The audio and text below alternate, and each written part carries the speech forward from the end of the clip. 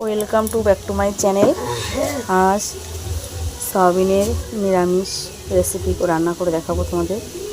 সামান্য উপকরণে কিন্তু এত সুন্দর মজাদার লাগে, খুব দারুণ লাগে খেতে।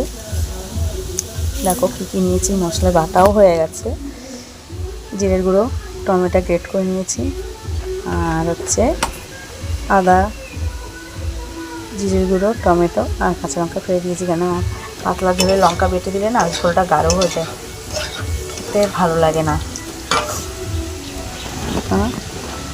আর হচ্ছে এই যে আলু লাল লাল করে ভেজে নিচ্ছি,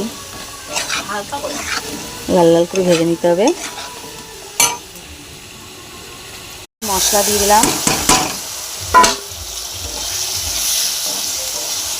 মশলা দিয়ে ভালো করে কষিয়ে নেবে।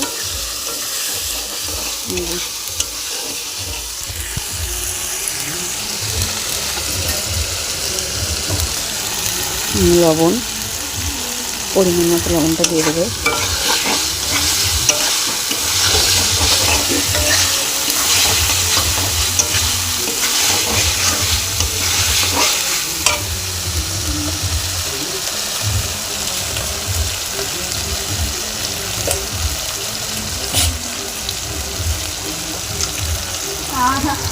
সেটা কষাতে কষাতে সয়াবিনকেও দিয়ে দেবো।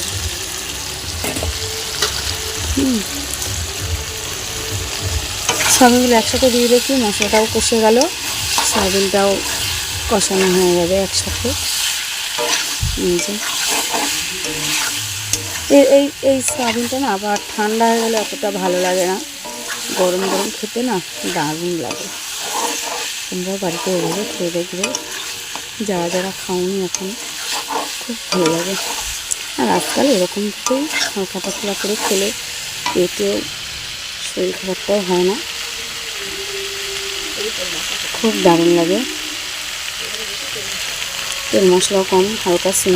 আর এই যে ঘি দিয়ে দিলাম অল্প একটু, সামান্য। নামানোর আগে একটু ঘি দেবে কষানোর সময়, আর নামানোর আগে 1 চামচ দিলে ব্যাস। দেখো কী হয়, দেখেছো? আমি এখন দিলাম কষানোতে ঝোল দিয়ে দিলাম। এই যে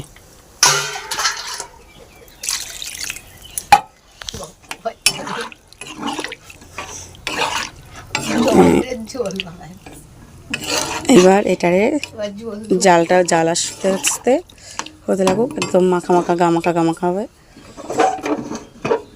কেন একটু ঝোলটা না দিলে